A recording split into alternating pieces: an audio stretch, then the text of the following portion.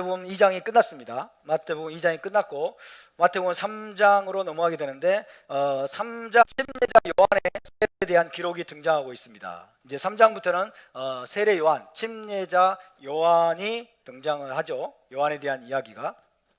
자, 마태복음 3장을 공부하기 전에 우리가 그와 관련된 시대적인 배경을 좀 알아야 될 필요가 있죠. 그래서 시대적인 배경을 알기 위해서 누가복음 3장으로 가보겠습니다. 누가복음 3장에 보면 시대적인 배경에 대한 설명이 좀 기록이 되어 있어요.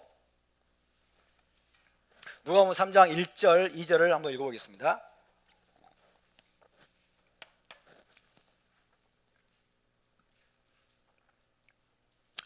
누가복음 3장 1절 2절 함께 있습니다. 시작. 디베로 황제가 통치한 지 15해 곧 본디오 빌라도가 유대의 총독으로 헤롯이 갈릴리의 분봉왕으로 그 동생 빌립이 이두레와 드라고니 지방의 분봉왕으로 루샤니아가 아빌레네의 분봉왕으로 안나스와 가야바가 대제사장으로 있을 때에 하나님의 말씀이 빈들에서 사가랴의 아들 요한에게 임한지라. 침례자 요한이 선지자 사역을 이제 계시할 무렵에 시대적인 배경에 대한 설명이 간략하게 지금 기록이 되어 있습니다.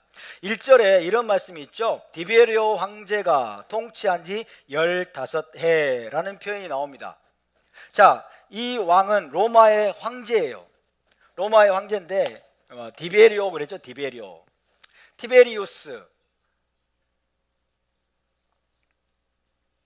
티베리우스, 율리우스, 시저, 아우구스투스입니다. 로마의 2대 황제입니다. 2대 황제. 티베리우스, 율리우스, 시저, 아우구스투스. 이 사람은, 이 황제는 AD 14년에 등극합니다. AD 14년에 황제에 등극을 하죠. 그런데 디베리오 황제가 통치한 지 15해 그랬어요. 티베리우스 아우구스투스 황제 제15년 그런 뜻이죠. 제15년 통치한 지 15해 그랬어요. 자, 그래서 제15년이면 AD 28년이 되겠죠. 그죠? 14년이 제1년이니까 AD 28년. 자, 시대적 배경, 바야흐로 시대적 배경은 지금 AD 28년입니다. AD 28년. 다시 말하면 이 침례자 요한의 사역이 시작이 되고, 자, 침례자 요한으로부터 예수와께서 요단강에서 이제 침례를 받으심으로 뭐가 돼요? 이제 공생애를 시작하는 거죠. 그죠? 그래서 요한과 예수와의 공적인 사역이 시작되는 해가 AD 28년쯤 되는 것입니다. AD 28년. 이해되십니까? 자, 그러면 예수와는 언제 탄생했다고 그랬어요? 예수는 언제 탄생했어요? BC 6년. BC 4년에는 헤롯이 죽었다니까요. BC 4년에는 헤롯이 베들레헴의 인근에 있는 2살 이하의 아기들을 학살한 때고, 그죠? 그로부터 2년 전에 태어난 거예요. 그러니까 BC 6년에 예수와께서 탄생하셨어요. BC 정확하긴 아니니까 쯤이란 말을 붙일게요. BC 6년쯤, 그죠? BC 6년쯤에 예수와께서 탄생하셨어요. 그래서 AD 28년이 지났어요. AD 28년까지 왔어요. 그러면 예수와는 몇 세쯤 됐을까요? 에? 34살쯤 됐을까요? 33세쯤 되셨을 겁니다. 그죠? 5, 4, 3, 2, 1. 그리고 0은 없어. 0은 없어, 0. 그죠? 그래서 AD 28년이면은 예수와께서 33세쯤 되셨을 것임을 우리가 추정할 수 있습니다. 누가복음 3장 23절을 보시면 누가복음 3장 23절은 예수와께서 가르치심을 시작하실 때에 그렇죠? 공생의 시작이죠. 30세쯤 되시니라 그랬죠. 여기도 쯤이 있네요. 그러니까 정확히 30세는 아니란 얘기예요. 그죠? About 30 years old 되겠어요. 그러니까 33세 정도로 우리가 추정할 수 있습니다. 예수와는 AD 1세기에 탄생한 게 아니에요. AD 1년에 BC 1년에 탄생한 것도 아닙니다. 예수와는 BC 6년쯤에 탄생하셨어요. 이게 역사적인 팩트입니다. 그래서 28년이면은 AD 28년에 티베리우스 황제의 제15년이에요. 15년. 그래서 예수와는 공생애를 시작할 때 대략 33세 정도 되었을 것이다 라고 우리가 추정할 수가 있겠습니다. 일전에 말씀드렸듯이 헤롯에게는 많은 아내들이 있었습니다. 헤롯 대왕이죠. 헤롯 대왕에게 많은 아내들이 있었는데 적어도 9명의 아내가 있었다고 합니다. 9명의 아내가 있었는데 그들을 통해서 많은 아들들이 태어났습니다. 헤롯 대왕은 자기 아들들마저 자기 왕좌의 위협이 되면은 가차없이 처형을 하는 잔혹한 통치자였습니다. 그런데 이 헤롯이 죽을 때 자기 왕국을 셋으로 분할했다고 했죠. 자, 지난번에 말씀드린 거 한번 생각해 봅시다. 자기 왕국을 셋으로 분할해서 자기 아들들 3명에게 나눠줬어요. 첫 번째 아켈라오, 두 번째 누굽니까? 안티파스, 세 번째 빌립. 아우, 신무엘 기억력 좋다. 보고하는 거야? 그럴 줄 알았어. 자, 아켈라에게는 어디를 주었을까요? 유대 지역과 사마리아와 그리고 이두메 지역입니다. 이두메는 에돔 지역을 말하는 거예요. 이때 에돔은 저 이스라엘 남방 쪽을 말해요. 유대, 사마리아, 이두메 지역을 아켈라오에게 물려줬고 안티파스에게는 어디를 줬을까요? 갈릴리 지역과 베레아 지역. 처음 들으세요? 갈릴리 지역과 베레아 지역. 빌립에게는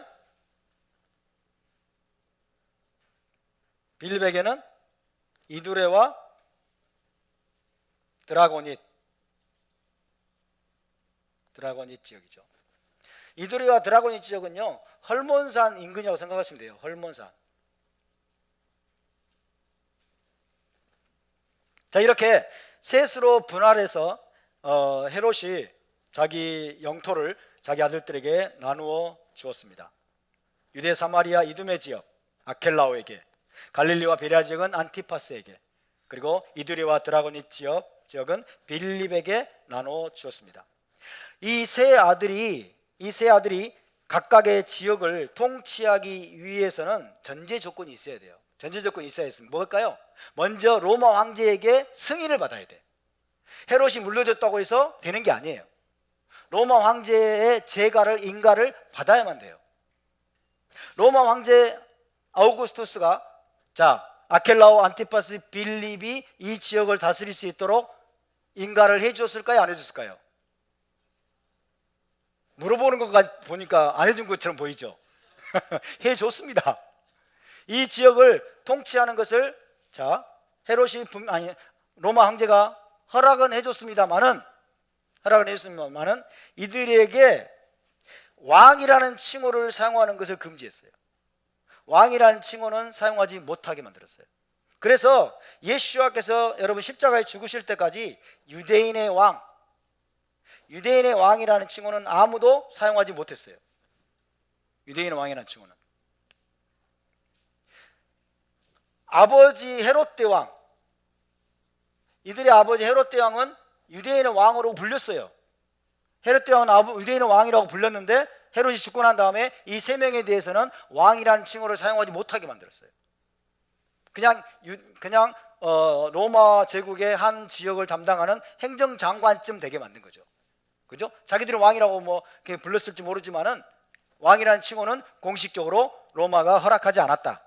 그래서 예수와께서 사역하실 때 그리고 십자가에 달려 돌아가실 때까지만 해도 아무도 유대인의 왕이라는 칭호를 사용하지 못했다라는 사실을 기억하시기 바랍니다. 자, 누가복음 다시 3장 1절을 보시면 3장 1절을 다시 한번 읽어보겠습니다. 시작.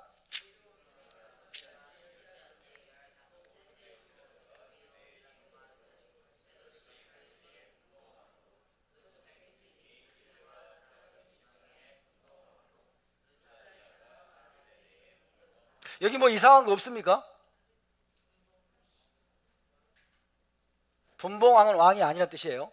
여기 이상한 거 없어요? 1절에? 예? 예, 루사니아는 아빌렌의 분봉왕으로 그리고 뭐 임명됐어요. 여기는 이제 헤로도하고는 상관없어요. 근데 또 이상한 거 없어요? 누가복음 3장 1절에? 아켈라오가 없잖아요. 아켈라오가 안 나오죠. 제가 설명을 드렸습니다. 아켈라오는 아버지 헤롯 왕을 닮은 잔인성으로 악명이 높았다고 그랬어요. 그리고 이 사람은 공공연하게 토라를 마구 파괴를 했어요. 토라를 공공연하게 위반하는 그런 행위로 인해서 유대인들이 로마에 계속 탄원했습니다. 로마에게 계속 탄원한 결과 어떤 일이 벌어졌다? 쫓겨났다. AD 6년입니다. 그때가 AD 6년에 아켈라오는 예루살렘에서 추방을 당했습니다. 누구에 의해서? 로마 황제에 의해서. 로마 황제가 여러분 AD 6년에 아켈라오를 예루살렘에서 추방했어요. 쫓아내버렸어요. 그때 뭔 일이 벌어졌느냐? 그때부터 아켈라오가 다스리던 유대, 사마리아, 이두메 지역. 자, 이 아켈라오가 AD 6년에 쫓겨났습니다. 쫓겨나고 이때부터 여러분 이 아켈라오가 다스리던 유대, 사마리아, 이두메 지역은 누가 통치하게 되느냐? 로마 총독이 접수했어요. 로마 총독이 다스리기 시작했어요. 그래서 3장 1절에 보면 본디오 빌라도가 유대의 총독으로 라는 말이 나오는 거예요. 유대의 총독으로. 아시겠죠? 자, 아켈라오가 쫓겨난 후에 AD 6년에 로마 총독이 부임해서 유대 지역을 직접 다스리게 되었다라는 얘기입니다. 그런데 초대 총독은 물론 본디오 빌라도가 아닙니다. 초대 총독은 본디오 빌라도가 아니고 이제 침례 요한이 사역을 시작하려고 하는 AD 28년, 그죠? AD 28년에 본디오 빌라도가 총독으로 다스리고 있었다 그런 뜻이에요. 이해되시면 하면. 그래서 AD 아켈라오가 다스리던 유대와 사마리아 지역이 로마 총독의 직접적인 관할 하에 들어가게 되었고 AD 26년 본디오 빌라도가 부임한 해는 AD 26년이에요. AD 26년에 본디오 빌라도가 유대 지역을 다스리는 5번째 총독으로 부임하게 됩니다. 5번째 총독으로. 아시겠죠? 그래서 그때가 바로 예수와 공생애를 시작하기 약 2년 전쯤이다. 예수와는 28년에 공생애를 시작했죠. 본디오 빌라도는 26년에 5번째 총독으로 유대 총독으로 부임하게 되었다. 잘 따라오고 계십니까? 잘 따라오고 계십니까? 끝까지 대답 안 하신 분들에게 잘 따라오고 계십니까? 상당히 고집스럽네. 그리고 누가복음 3장 2절에 보면 그 당시에 안나스와 가야바가 대제사장으로 있었다라고 되어 있어요. 그죠? 안나스와 가야바가 대제사장으로 있을 때에 그랬죠? 안나스와 가야바가 대제사장으로 있었다라고 되어 있습니다. 자, 로마가 아켈라오를 쫓아낸 때가 언제라고요? AD 6년. AD 6년에 아켈라오를 쫓아내면서 이제 로마는 유대 지역과 예루살렘 그리고 심지어 성전과 대제사장직을 통제하기 시작했습니다. 로마 총독이 유대 땅에 부임해가지고 예루살렘 그 지역과 예루살렘을 다스렸을 뿐만 아니라 성전과 대제사장직까지 통제하기 시작했어요. 그래서 로마는 대제사장직을 가장 많은 돈을 내는 자에게 팔았습니다. 가장 많은 돈을 내는 자에게 팔았고 제사장들 중에서 로마에 동조하는, 로마에 충성을 맹세하는 자들에게만 대제사장직을 수여했어요. 심지어 로마는요, 로마 총독은 대제사장의 의복에 자물쇠를 채워두었습니다. 그 화려한 대제사장 의복에 자물쇠를 채워두었다가 그들이 선택한 제사장에게 특정한 날들에만 그 신성한 의복을 입도록 허락했어요. 이 정도로 철저하게 대제사장직을 통제를 했습니다. 의복에다가 자물쇠를 채워두고 아무 때나 입지 못하도록 만든 거죠. 누가는 특별히 로마에 의해서 선택된 두 명의 대제사장인 안나스와 가야바를 지금 3장 2절에서 언급하고 있습니다. 안나스와 가야바, 로마에 의해서 임명된 대제사장들입니다. 안나스,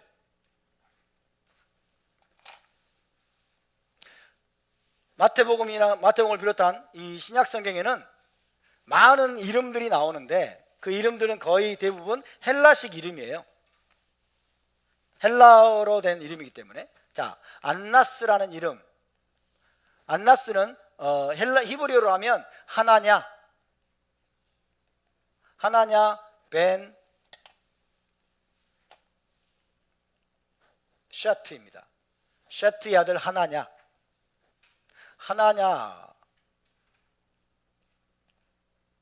하나냐죠. 하나냐. 히브리어로 써보면은 이렇게 되겠죠. 하난야죠. 여호와께서 은혜를 베푸셨다. 이름은 아주 좋아요. 그죠?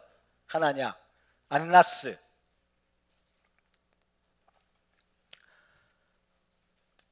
신약에 누가복음에 나오는 이름 중에 삭개오가 있죠. 삭개오라는 이름, 히브리어로 삭개오는 뭘까요? 자카이. 1세기 때 유명한 최고 유대 랍비 이름이 요하난 벤 자카이예요. 요하난 벤 자카이. 그것처럼 자카이라는 이름이에요. 자카이. 사울 있죠. 사울은 샤울입니다. 샤울. 신, 알렙, 바브, 라메드. 그러죠.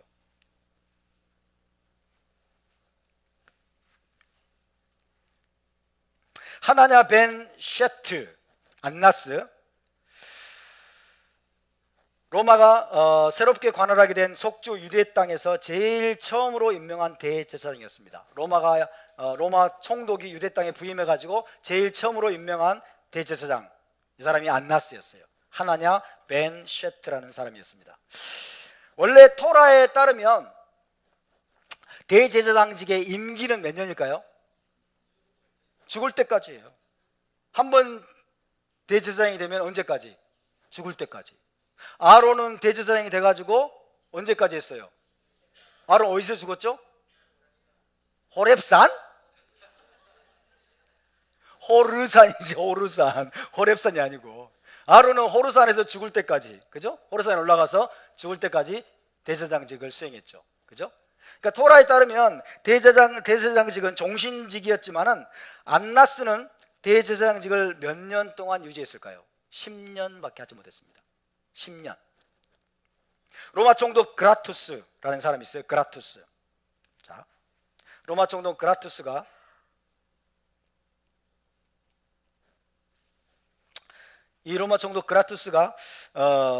안나스를 대제사장직에서 물러나게 했습니다. 대제사장직에 있은 지 10년 만에 물러나게 하고 다른 사람을 대제사장으로 임명을 했는데, 그때부터 이제 이 대제사장직을 두고 치열한 암투와 로비가 벌어지기 시작했어요. 로마에게 승인을 받아야 되기 때문에, 그죠? 로마에게 승인을 받아야 하기 때문에 많은 제사장들 사이에서 대제사장직에 오르기 위해서 치열한 경쟁과 암투와 음모와 공작과 이런 것들이 이제 벌어지기 시작했어요. 유대 역사가 요세푸스에 따르면 로마 총독 발레리우스 그라투스입니다. 이 그라투스는 안나스의 대제사장직을 박탈하고 그 다음에 누구를 앉혔느냐? 이스마엘을 앉혔어요. 자, 그라투스가 처음에 부임했을 때는 안나스가 대제사장직을 수행하고 있었겠죠. 이 사람에게 대제사장직을 박탈하고 이스마엘을 대제사장으로 앉혔습니다. 그리고 얼마 지나지 않아서 이스마엘을 대제사장직에서 폐위시키고 안나스의 아들, 전 대제사장이었던 안나스의 아들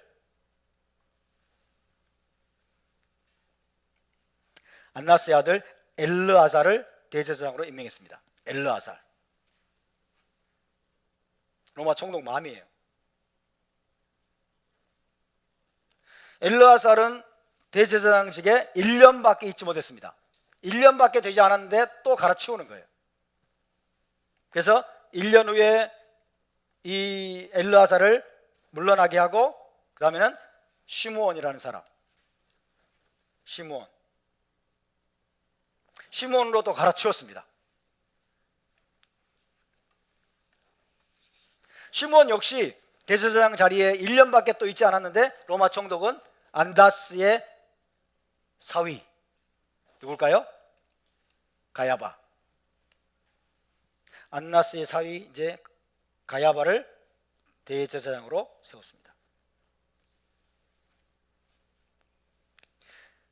자, 안나스로부터 시작해서 이스마엘, 엘르아살, 시므온, 가야바, 이렇게 짧은 기간 안에 거의 6개월만 한 사람도 있어요. 6개월, 1년 만에 바뀌기도 하고, 원래 종신토록 해야 되는데, 자, 이렇게 빠른 속도로 대제사장이 이 자리가 바뀌게 된 배후에는 뭐가 있을까요? 치열한 로비와 금전 거래와 뇌물이 있겠죠. 그죠? 로마 총독에게 엄청난 그에게 돈을 갖다 바치면서 대제사장직을 매수한 거예요. 매수하고. 자, 엘르아살은 누굽니까? 안나스의 아들입니다. 가야바는 누굽니까? 안나스의 사위입니다. 뭘 짐작할 수 있습니까? 안나스 가문의 막대한 영향력, 그죠? 1세기 때 안나스 가문의 막대한 영향력과 그리고 음모와 공작과 이런 거죠. 그리고 그들이 소유했던 어마어마한 뭘까요? 재물, 엄청난 재물을 이들이 소유하고 있었다는 얘기예요.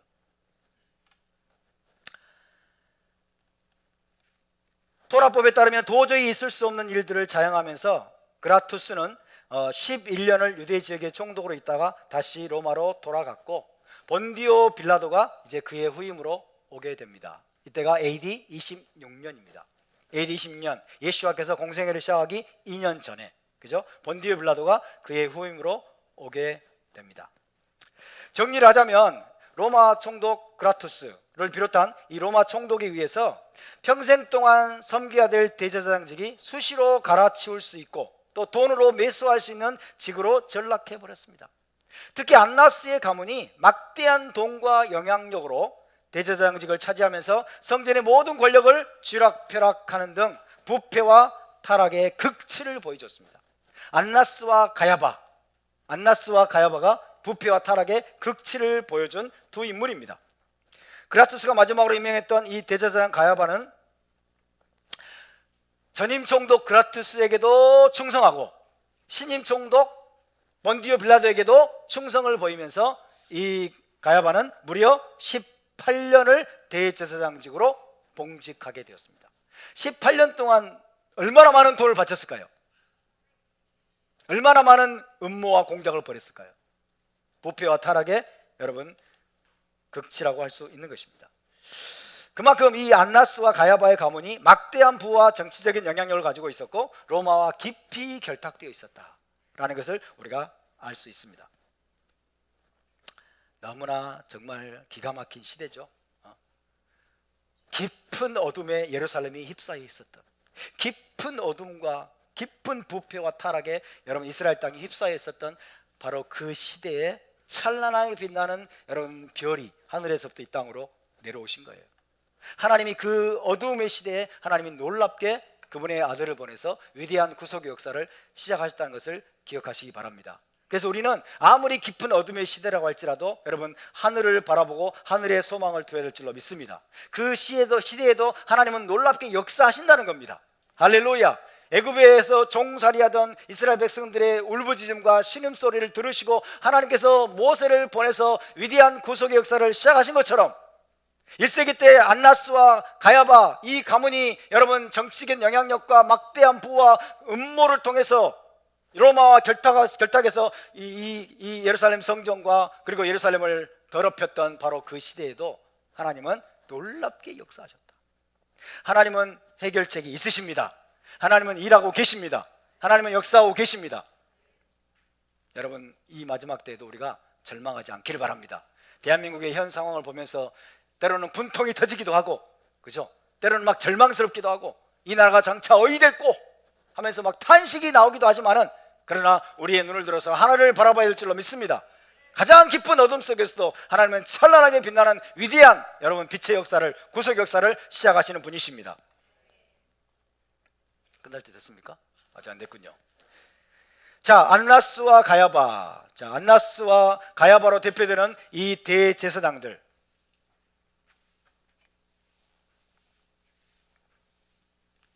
우리가 이런 시대적인 배경을 알아야 복음서를 제대로 이해할 수가 있습니다.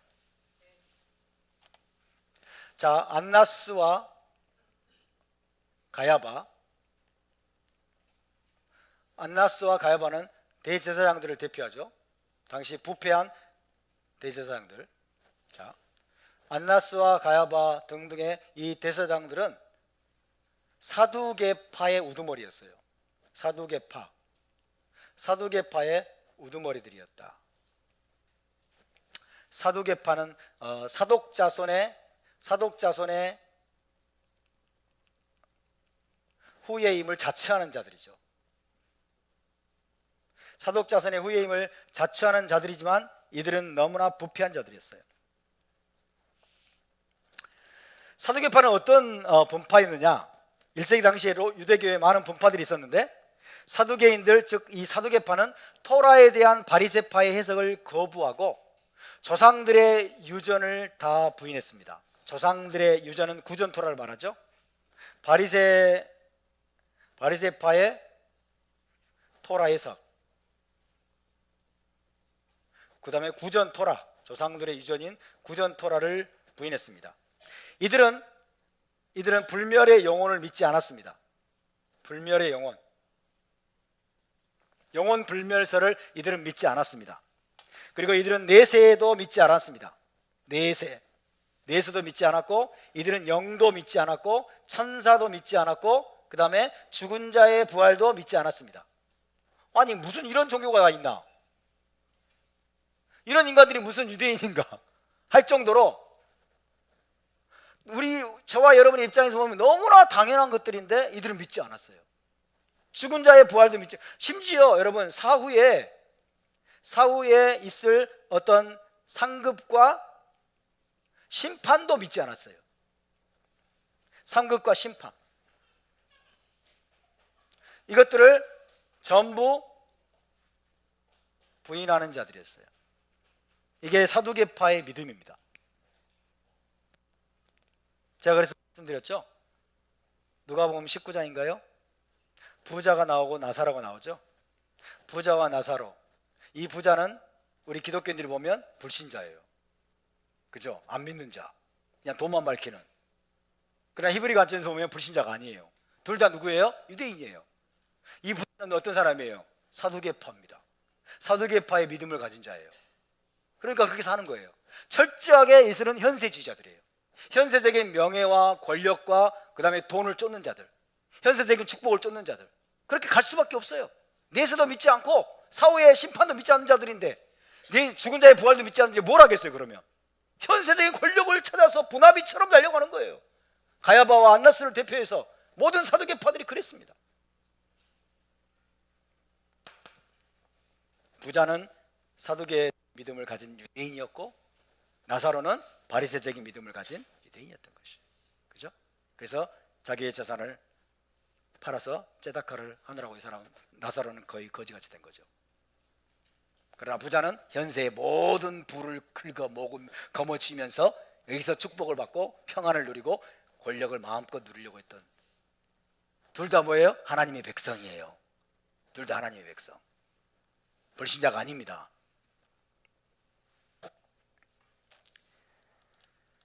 사도행전 23장 8절은 이렇게 되어 있습니다. 제가 읽어드리겠어요. 사도행전 28장에 보면 이는 사두개인은 부활도 없고 천사도 없고 영도 없다 하고 바리새인은 다 있다 함이라.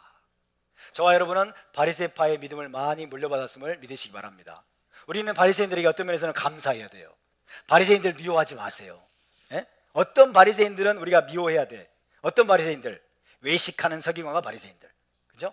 외식하는 서기관과 바리새인들은 우리가 때로는 그들을 경계해야 되죠. 그러나 바리새인들 중에는 정말 신실한 믿음을 가진 사람들이 많이 있었어요. 대표적인 사람이 누구예요? 니고데모, 그죠? 공의회 의원이면서 이 사람은 예수와를 따라 예수와의 제자였어요. 은밀한 제자였어요. 그렇게 은밀하게 예수와의 뒤를 따르는 제자가 된 바리새인들이 굉장히 많아요. 사도행전 20장인가요? 19장 20장 보면은 바리새인들 중에 예수와를 믿는 자들이 많았다고 그랬죠. 그죠? 그러니까 바리새인에 대한 묻지마 증오, 이런 것들은 정말 우리가 조심해야 됩니다. 근데 오늘날 기독교인들 보면요, 바리새인들에 대한 묻지마 증오심을 가지고 있어요. 모든 안 좋은 건 바리새인들에게 막 갖다 붙여. 저 바리새인이라고 그러면서, 저 현대판 바리새인들 저기 있다고 그러고 막 이런다니까요. 아니에요. 바리새인들이 우리에게 전해준, 여러분, 신앙이 뭡니까? 바리새가 우리에게 전해준 신앙이 뭐예요?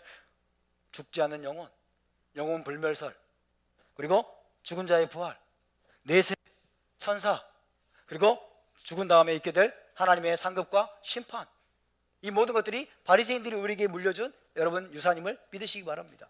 할렐루야. 바리새인들과 우리는 믿음을 공유하고 있어요. 우리가 가장 또 잘 알고 있는 바리새인이 누구예요? 사도 바울. 사도 바울은 죽을 때까지 바리새인이었어요. 바리새인의 자기 신분을 사도 바울은 포기한 적이 있습니까? No. 사도 바울은 죽을 때까지 바리새인이었어요. 바리새인임을 사도 바울은 자랑스럽게 긴 거예요. 바리새인 중에 바리새인이다. 바리새인에 대한 혹시 여러분이 묻지마 증오심이 있다면 이 시간 다 버리시기 바랍니다. 그게 다 반유대주의에서 들어온 거예요. 반유대주의에서. 신약 성경을 헬라적인 관점에서 읽다 보니까 그것이 스며들어온 겁니다. 사두개인은 부활도 없고 천사도 없고 영도 없다 하고 바리새인은 다 있다 함이라. 그래서 한마디로 사두개파는 철저한 현세주의자들이었습니다. 현세적인 축복, 현세적인 명예, 현세적인 권력, 현세적인 여러분 탐욕으로 가득 찬 철저히 타락하고 부패한 자들이었습니다. 그렇기 때문에 이 사두개파는 유대 현인들이나 바리새인들에 대한 어떤 애정도 없었고, 심지어 서로에 대한 애정도 없었대요. 이 사두개파는. 왜? 모든 부는 자기한테 와야 돼. 모든 권력은 자기한테 와야 돼. 자기 중심적이야. 탐욕으로 가득 찬 부패한 자니까 같은 사두개파도 미워해. 같은 사두개인들도 미워하고, 서로에 대한 애정도 없었던 그런 자들이라고 합니다. 안나스 가문과 나머지 사두개인들은 오직 로마에 대한 열렬한 충성과 끝없는 음모로 유대 지역에서 자신들의 권력을 공고히 하고 있었습니다. 성전이 파괴되기 전 1세기 내내 안나스는 성전과 사두개파를 뒤에서 조종하는 마쿠 실세였습니다. 안나스는 가야바를 통해서, 또 다른 제사장들을 통해서 뒤에서 조종하는 마쿠 실세였다. 성전의 사내들인과 사두개파를 뒤에서 조종하는 마쿠 실세였습니다. 자, 안나스의 사위 가야바, 그죠? 아까 가야바 있었죠? 가야바 이외에도 이 안나스의 아들 5명이 대제사장직을 차지했어요. 그러니까 얼마나 대단한, 이 집념이 얼마나 대단합니까? 그죠? 자기 아들을 전부 대제사장으로 세우고야 말겠다는 이 집념, 엄청난 돈을 막 뇌물로 총독한테 매기고, 그죠? 로비를 하고 자기의 정치적인 영향력을 막 다 사용해가지고 로마 결탁에서 자기 사위뿐만 아니라 5명의 아들을 대제사장으로 뒤에서 만든 위대한 아버지 안나스 가문이 그 정도였습니다. 한마디로 안나스 가문은 AD 6년에서 66년 사이에 대제사장직을 안나스 가문이 독점했다고 해도 과언이 아닙니다. 그래서 탈무드는요, 정치적인 음모와 부패에 깊이 물들었던 이 안나스 가문을 통렬히 비난하고 있습니다. 예수와께서 활동하시던 시대와 사도들의 시대 전체에 걸쳐서 안나스 가문과 사두개파 귀족들은 성전과 제사장직뿐만 아니라 사실상 산헤드린까지 좌지우지했습니다. 산헤드린까지 좌지우지했다. 그래서 여러분, 예수와를 체포하고 신문하고 십자가에 못 박도록 넘겨주는 일을 주도한 자들은 누굽니까? 안나스죠? 가야바죠? 안나스에게 끌려가고 막, 그죠? 가야바에게 신문 받고 그러잖아요. 안나스와 가야바를 비롯한 사두개파 제사장들, 사두개파들이 그 일을 주도했다는 것을 우리가 알 수 있습니다. 물론 다른 목적으로, 정치적인 목적으로 또 바리새파도 가담했습니다. 바리새파도 결탁을 했지만은, 그러나 그 일을 주도한 사람은, 뒤에서 마쿠 실세로서 여러분 조종한 사람은 안나스, 가야바, 그리고 사두개파 제사장들, 그런 자들이 뒤에서 그 모든 일을 조종을 했다, 그걸 주도했다는 것을 우리가 알 수 있습니다. 마찬가지로 바울을 비롯한 예수와의 사도들을 또 끊임없이 괴롭히고 핍박하고 죽이려 했던 자들도 누굴까요? 안나스와 가야바 및 그들의 조종을 받는 또 사두개인들이었다라고 할 수가 있겠습니다. 바리새인들도 가세하긴 했지만 가장 극렬하게 예수와와 사도들을 반대하고 제거하려 했던 자들의 배후에는 안나스와 가야바가 있었고, 전면에는 성전 권력을 장악한 사두개인들이 있었던 것입니다. 시간이 다 됐습니다만 정리를 좀 해보면, 이런 깊은 어둠의 시대, 유대 종교 권력이 타락할 대로 타락했던 시대입니다. 사두개인들도 이렇게 타락하고 안나스와 가야바를 비롯한 사두개인들, 사두개파 제사장들이 이렇게 타락했을 뿐만 아니라 바리새파도 또 얼마나 타락했습니까? 그래서 예수와께서 마태복음 23장에 보면 너희 외식하는 서기관들과 바리새인들이여 그랬죠. 그죠? 너희 외식하는 서기관들과 바리새인들이여. 화를 직접적으로 선포했던 대상은 또 사두개인들이 아니었어요. 서기관들과 바리새인들이었어요. 그러니까 서기관들과 바리새인들도 상당 부분 굉장히 타락했습니다. 종교적인 위선에 찌들도록 찌든 상태였고, 그 다음에 가야바와 안나스를 비롯한 사두개파 이 제사장들은 성전 권력을 차지하기 위해서 온갖 음모를 꾸미고 뇌물을 바치고 로마와 깊이 결탁되어 있는 현세주의자들이었다 하는 것입니다. 우리가 하나님 같으면 그냥 확 유대 땅 이스라엘 백성들을 없애버릴 것 같은데, 하나님은 그때 가장 위대한 구속자를 그때 보내시는 겁니다. 할렐루야. 하나님은 그때 보이지 않는 섭리 가운데 가장 강력하게 일하시기 시작하셨던 것을 우리가 기억해야 될 줄로 믿습니다. 하나님은 언약의 신실하신 분이십니다. 이스라엘이 아무리 타락하고 아무리 부패하고 종교 권력자들이 아무리 깊은 어둠에 휩싸였다고 할지라도 하나님은 여러분 그분의 위대한 구속의 역사를 행하시는 분임을 믿으시기 바랍니다. 이스라엘을 버리지 않으시고 이스라엘을 여러분 반드시 구속하시는 그 하나님을 찬양합니다. 중요한 것은 그 깊은 어둠의 시대에 우리가 어떻게 반응할 것인가, 우리가 무엇을 바라볼 것인가, 우리가 어디에 소망을 두고 어떻게 하루하루 반응하면서 토라 준행의 삶을 살아가야 될 것인가 하는 것일 것입니다. 할렐루야. 오늘날 우리는 정말 이 마지막 때가 다 된 것 같아요. 이 시대를 보면 정말 소망이 없어요. 소망이 없어. 정치계를 한번 보세요. 정말 너무나 기가 막힌 일들이 너무 많이 일어나고 있어요. 그렇지만 우리의 소망은 하늘에 계신 우리 하나님이십니다. 하나님은 일하고 계십니다.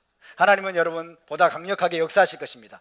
마지막 때일수록 요한계시록에 보면 마지막 때의 역사는 낙관론이라기보다는 비관론이에요. 메시아께서 오시기 전에 세상의 역사는 점점 타락한 방향으로 추락해가는 비관론적인 방향으로 가고 있다는 것을 아시고, 우리가 이 시대를 바라보면서 절망하지 않기를 바랍니다. 낙담하지 않기를 바랍니다. 그리고 아하, 오실 분이 오시겠구나, 하나님의 구속의 역사가, 구속의 그 시간표가 빠른 속도로 진행되겠구나 라고 하면서 새로운 소망을 가지고 일어나는 저와 여러분이 될 수 있기를 주의 이름으로 축원합니다. 자, 우리 함께 일어나서 기도하고 마치겠습니다.